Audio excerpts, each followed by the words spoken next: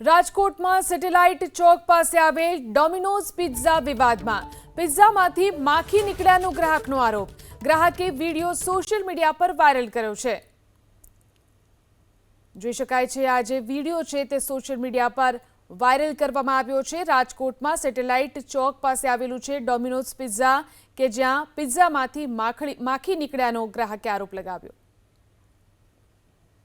બહારના પિઝા ખાતા પહેલા 100 વખત વિચાર કરજો, કેમ કે રાજકોટના સામાકાંઠા વિસ્તારની અંદર ગઈકાલે પિઝાની અંદર માખી નીકળી હતી। કસ્ટમર છે તેના દ્વારા આ વિડીયો ઉતારી અને વાયરલ કરવામાં આવ્યો હતો।